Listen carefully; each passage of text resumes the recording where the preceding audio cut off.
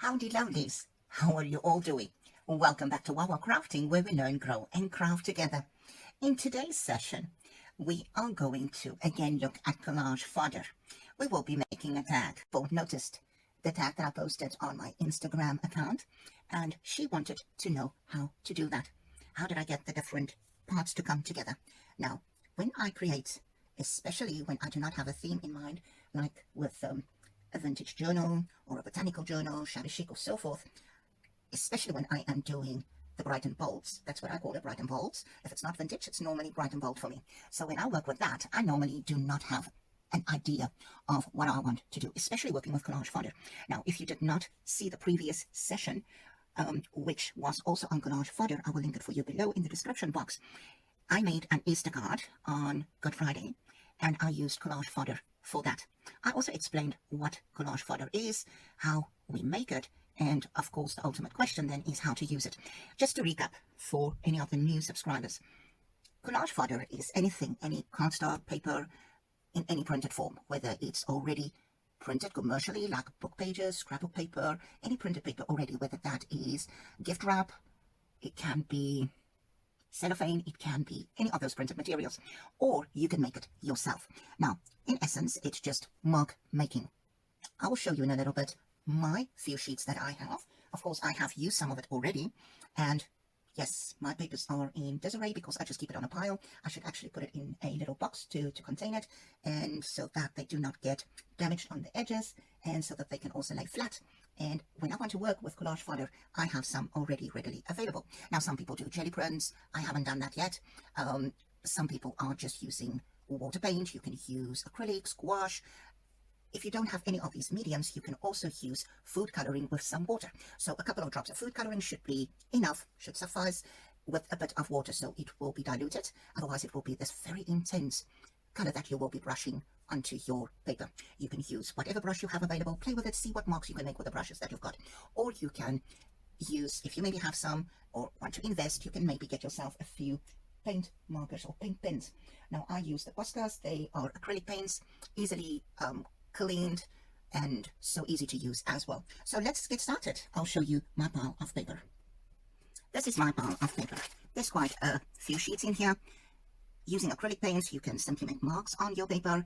You can use things like bottle caps, anything, small glasses, whatever you are prepared to use. You can use all of those things. You can go ahead and use stencils if you so wish. Paint pens can make marks on paper. It can be intentional or unintentional. I'll show you the difference. This is completely intentional. I sat and I put it down, just filling up the paper with kind of all these sheets. All of them have got some sort of mark making on it. Very intentional. Then a stencil, also intentional. You know what the outcome will be. This, however, and this is what I used part of the previous tag, that triggered the person when she enlarged the photo. She was looking at a part that she could see that looked like a star-lit night to her. And there's only a mere sliver of it showing on the tag, which was right in the center of the tag. I'll show you the tag quickly. I had posted it recently on my Instagram. This is the tag I am referring to. And the piece of paper that intrigued her was this part here. You can see it was this part that I had cut off, I think from this side. It must have been from this side then. I guess so, because that's the length of it. So there, that is the piece. All of this was part of this cardstock here that I had stained with Distress Paint Stains, Delusions, I think it is. Not Distress, sorry. It is Delusions from Ranger. And I just merely splattered, sprayed, and tried to do some paint splashes. Now, because it's water reactive and quite liquidy, the paint stains, the white paint splashes that I put on here, which is also let it fall where it wants to, took on a little bit of that color. So it's white, but not as white. But it still gives us that idea of some faraway galaxy. So I can see and feel where she's coming from. But that piece was what was triggering her to write me a letter. And she wants to know, how did I do this? I will never be able to recreate this exact same thing again. But I used some blue, some purple, and some pink distress, no, I keep on saying distress, Delusions sprays. And I then opened the bottle and just dabbed here and there on top. Some of it you can see had run where it wanted to. Others mixed with some of the others and it made a new color. And then I splattered some white paint on top of it, which was obviously diluted with some water, but it took on some of the color. So let's do something similar. Not the same, I'm not going to use this again, but there you have it. So if you're watching, and I said I will send her the link so that she can specifically watch this, this is for you. This tag is being made for you. And I hope you can see this little bit of paper that I have left. Not much of it, but there is still a little bit. And you can truly play with these type of inks so much. So let's get started. What I'm going to use would be a piece of cardstock. Let's see. I'm not sure what I want to use yet. Truly not. I have no idea. Maybe some orange. If I go for this, it needs to be bright.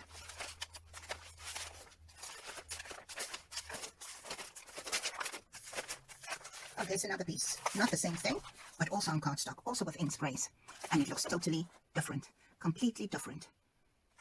But also really beautiful. This is not intentional, because with the paint sprays, you cannot be sure how it will look. If you make marks with a paint marker, you can know that it will do what you want it to do. Whether it's straight lines or wiggly lines or swirls, it doesn't matter. You will get the end result that you intended to have. This was a part of a project where I had to use some pigment powder, and I tapped off some of it. Some of it was just the overflow. It ran where it wanted to. It's not intentional. You have no control over it. When you use something like a stencil, you would have control over it. So I'm going to just put this aside, and we can get started with a happy, bright and bold tag.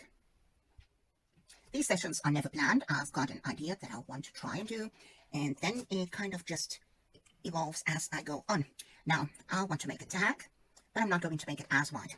So I took some Bristol cardstock, 180 gram. This is A5 size.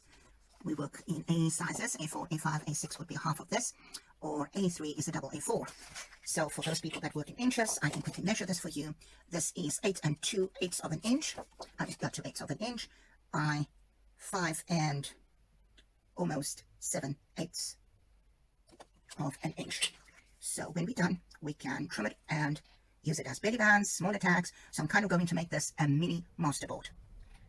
Masterboard, what's a masterboard? Also part of collaging, where you put elements on the board and then you cut it up without having a preamble. In other words, you do not know where you're going to cut it. You turn it around and you just start cutting, and then you see what you have when you turn it back over again. So let's get started. I want to use some of this. It's sometimes easiest to just tear your paper. Here's a horseshoe with a metal ruler. That way you don't have to cut the whole time. Why do I do that?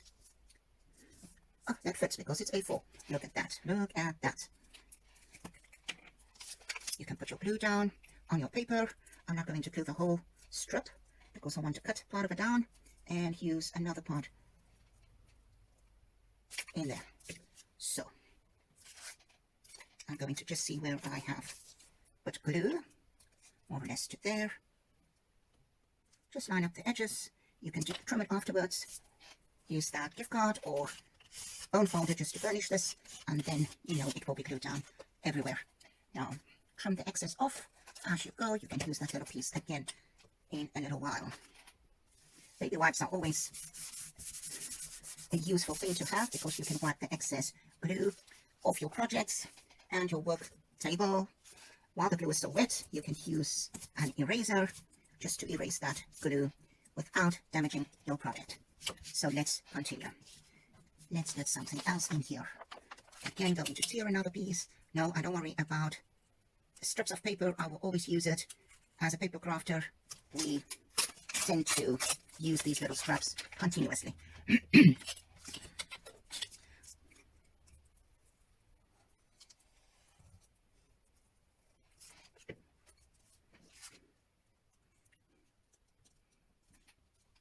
You can overlap as much as you want to, as little as you want to. See, that's why I don't like gluing on top of my work surface. If you have glue, let it just sit a little bit like that. You can trim this afterwards or as you go along to just cut that excess off.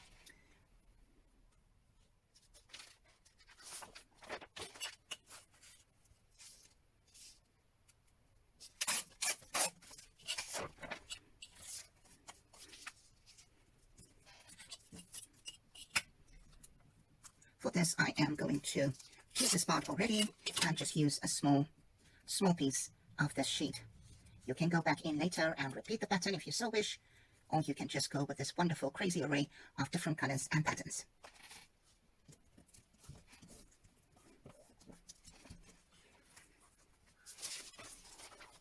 I've got a small piece of glue here that's already torn, So maybe we can just do that part. And I'll just add a bit of glue to the end.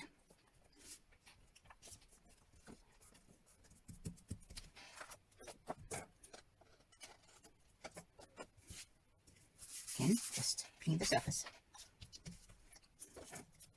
All those little bits of paper, I would want some yellow in there, maybe a bit of purple there. You can see that I love circles quite a lot. I really love circles. I incorporate circles quite often in my crafting. Those are one of my to-go-to shapes that I always use. You can repeat any of this at any time. And with that, let's just do a little bit of that piece that was cut off, just to show you you can put it anywhere you want. Nobody is stopping you from doing what you want. It's up to you to decide what you want to do. Now you can tear your paper. I already made that tag where I have torn.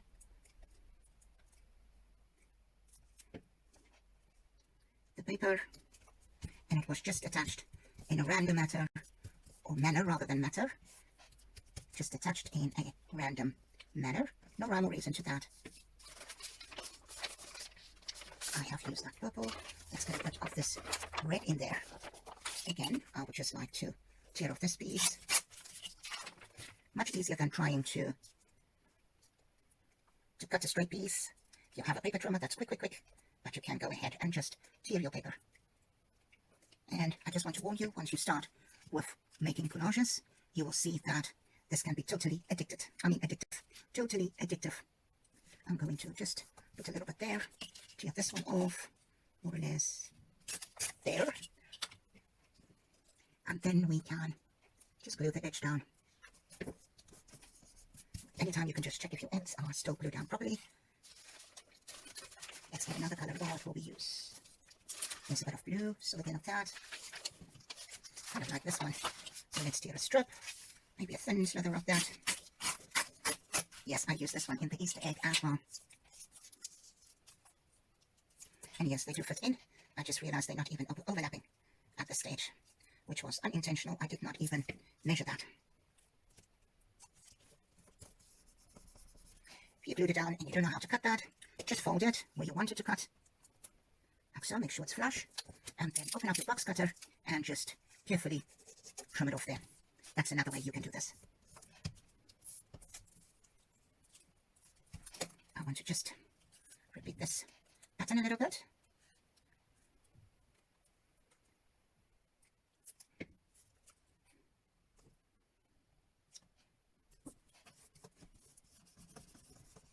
Same thing.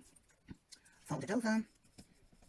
And then you can bring in your craft knife, box knife, cutter, or your standing knife, whichever way you refer to it. And there you have that. This part is lifting up. I can see it, so just quickly glue that down. And that top layer of the blue as well.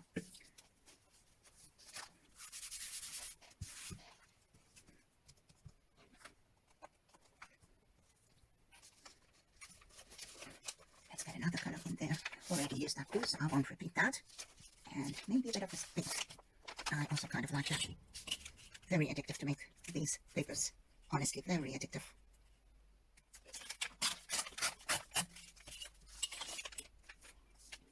Let's see, where do we want that one? And how much do we want to use this part? So let's see. You can, of course, trim it before the time. Just make sure it's flush. And then cut it. You can cut it with a pair of scissors. I just find this is so much easier. Now, before we glue that down, I want to just repeat a little bit of this orange. Add the glue to the paper. Make sure it's got ample glue so that the corners can glue down perfectly.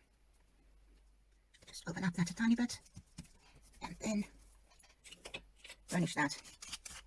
I sometimes forget that, very integral part of it. And then this last bitty on top. You can go in and add smaller parts.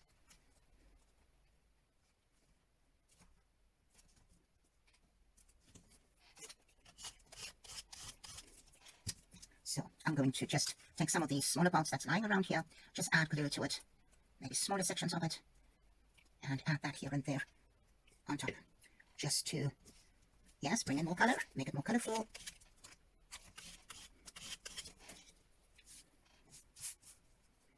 I want to break this blue a bit.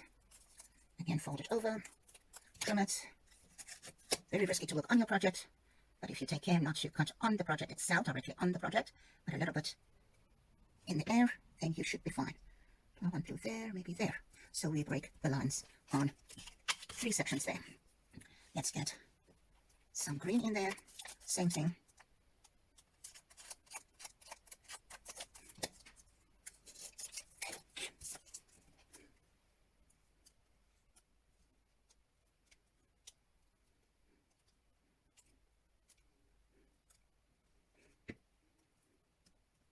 Where do we want that one? Let's put that there. And you can see that it's becoming really, really bright and beautiful with all the colors. We still have a bit of that. We can add that there. So these small bits that you had cut off can now be used to just break up those big parts that you have added. So in the end, this is almost like a mini masterboard of sorts.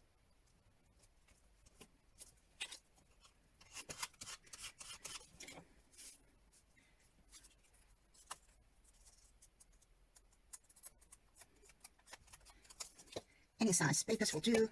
If you already had small parts, or you have used some papers, some gift paper, or any of such things, you can use that. Sometimes when you use scrapbook paper, especially when you have a paper back and it's attached with that glue on top, they've got that little bit, which is almost like 2/8 of a centimeter size width strip that you can cut off. Sometimes it's at the bottom, sometimes top and bottom. You can add those little strips here as well. I've got this part, but it's quite skew, so I'll just trim that end. Where would I want to put this one?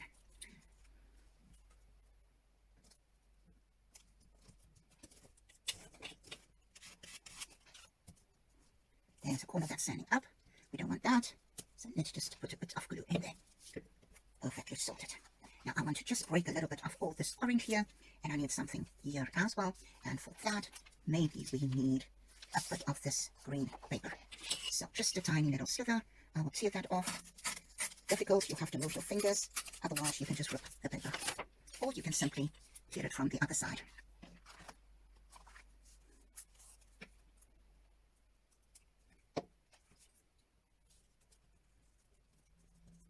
I'm not sure how far did I put the glue. Let's fold it over to find out. Up to there. And then be careful not to cut towards yourself. However, right now, that's exactly what I'm going to do. So just take care when you do that. And we need to just break this also a little bit. So I'm going to do the same piece, use the same green. And going to add that to the middle there. And fold this over so we can see that that is ending. And yes, it is difficult to cut towards you to get it straight. You can't get the blade in properly. What else do I want to add? Maybe something there. See, this continues and continues and continues. Maybe a little bit of this. And then there are little pieces left. I don't throw that away. We can honestly use them in another project. I did show where I want to put it, and now that I've turned the page, I don't know. I think it was there or there, one of those 2 places. But this can work. So you can decide the size before the die, or as you glue it down. It truly is your choice. In this case, I predetermined the size by cutting it first.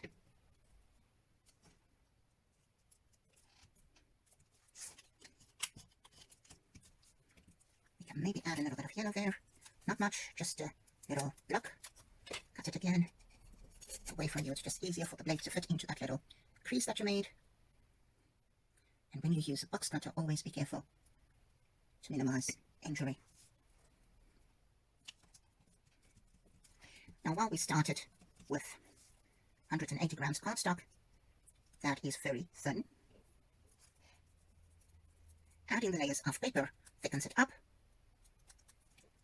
which means it is now much sturdier. And like I said, you can start as big as you want to with the pieces that you add. It truly is your choice. I kind of like this already. I think I want just something, and this will be the last little bit that I'm putting there.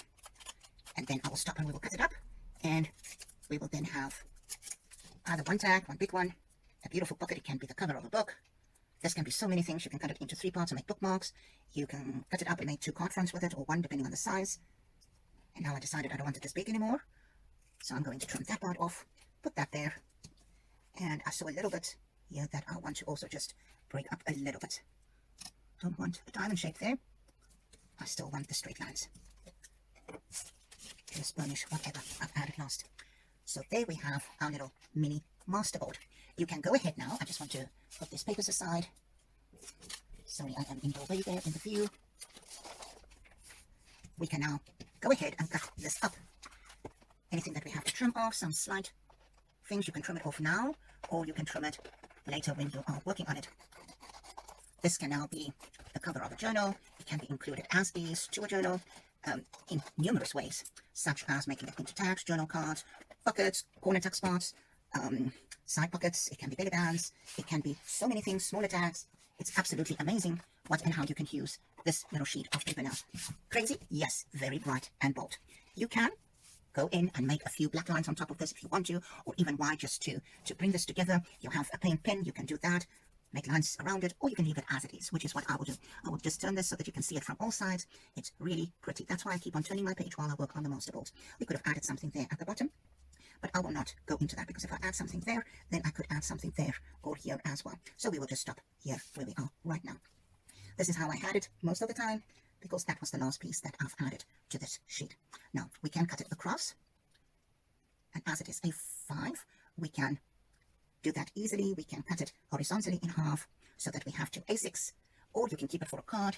If I take a card base, just give me a second. If I take a card base and you want to make it a card, you can trim it a tiny little bit there and on either side, just to make it fit properly on your card here, on the card base. And then you have this beautiful psychedelic type like background, and you can maybe put something like happy birthday on it, or hi friend, or celebration, something for a celebration. Any of that would work. So this, I wanted to do a different one from that tag. So Jane, please forgive me that I did not even try to copy the previous tag. Even if I tried, I would not have been able to show you how I made it. And like I said in the message, I will talk you through it, how I made that. All right, so let's decide. I think I'm going to cut this down. Let's make the most of this. Let's make the most of this. So I'm going to cut down a part of this, which will be here, about halfway. So I can have this. I'm thinking when I do halfway, because this will be very small. If I cut it a little bitty, then we can get so much more out of here. So let's do that.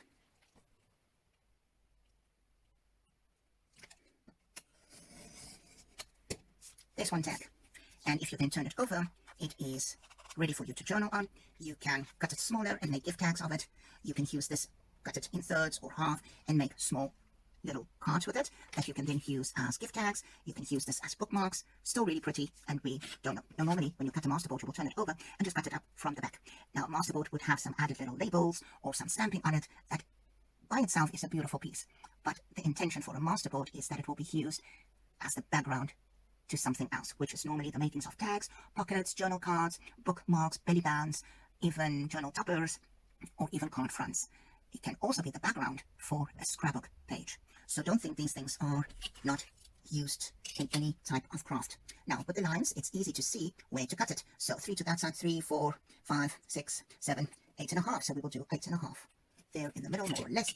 If you cut it a little bit to one side, maybe like so, you've got a different type of card, but you could just eyeball it and cut it right in the middle. If you want to, you could have used a paper trimmer if you already got something like this. It is focused on the beginners who doesn't have the tools, but would love to start creating and crafting with us and learn along the way. So there we have it. We've got now 3 beautiful parts that we can use. I will take my corner rounder and I am going to round the edges on the one tag. Remember I showed you previously, you can use your glue stick, line it up so that it's this side and that side, trace that and then cut it if you do not have a corner rounder yet. Or you can eyeball it and just trim it with your scissors as it is. With the next one, I want to use my other punch, which I love so much, that side. I love that funky edge. Makes a bit of a noise in your ears, sorry for that. And then for the last one, I will use the other and we will just do the slanted corners, if I can just decide whichever way. Now, for this one, I'm going to just do two sides, not all four, and that reason will be because I want to make this one a tag, a simple, straightforward tag. So, I'm going to use this one whole bunch, just more or less in the middle. You could fold this over, you could measure it, but just more or less in the middle of that, you can punch a hole, and there you have that. A beautiful tag, and 2 journal cards that you could use from one master board or a mini master board. This is very bright and beautiful. I hope you enjoyed the session and that you will try to make your own paper first of all. It's not so difficult. Once you relax and you have a few things together. Somebody also asked, what tools were you using? I'll show you with a few things that I can grab. That's just here on my table. All just caps of stuff, different sizes, and I want to use one more, which is, and you will recognize some of these things. Caps, you can use the top and bottom. You can use the backside of a pencil with an eraser. You can use a finger dauber if you've got any of those. You can use a plain pencil, something like this peg. I'm just looking at it. I use it to sometimes glue things down at the side of things. If you dip that into paint, it will make beautiful marks right across it, evenly spaced. So put some acrylic paint or whatever you choose then on a flat surface, something like cellophane or a piece of paper if you want to use that later again as collage fodder, and very thin layer of paint, and you're going to dab that in there and make your imprint. So there you have 4 different sizes of circles. That one is a tiny little bit smaller than that one. That is solid. There's the top one. You can use that top and bottom. Go look, you might have a few things like empty medicine bottles or stuff that you have in the grocery cupboard, like tins. You can use the smaller tins, tina cans, or whatever. Once those are clean and washed, you can keep on using that. Get yourself a little tray together with your things, and once your glue sticks are done, you can use the caps. Lip balm, we call it lip, now I'm thinking that I can't get to the word lip eyes, we call it lip eyes. South Africans has got this tendency to call things by their commercial names, like Q-Tex. So might be a brand name, but we refer to all nail polish as Q-Tex. So that's just a little bit of a fun fact there for you. Thank you for joining me today. Go try this for yourself. It is so relaxing. Such a mindful activity that you can do where you don't have to think too much about anything except having fun. Please tag While We're Crafting on social media. If you do, I would love to see what you are making. If you want to see more content like this, give me a thumbs up so that I can share more videos with you. And as always, I'll appreciate it if you can subscribe to my channel too. And if you haven't done so, please click on that little bell so that you can be notified whenever I upload new content. See you back soon. Goodbye.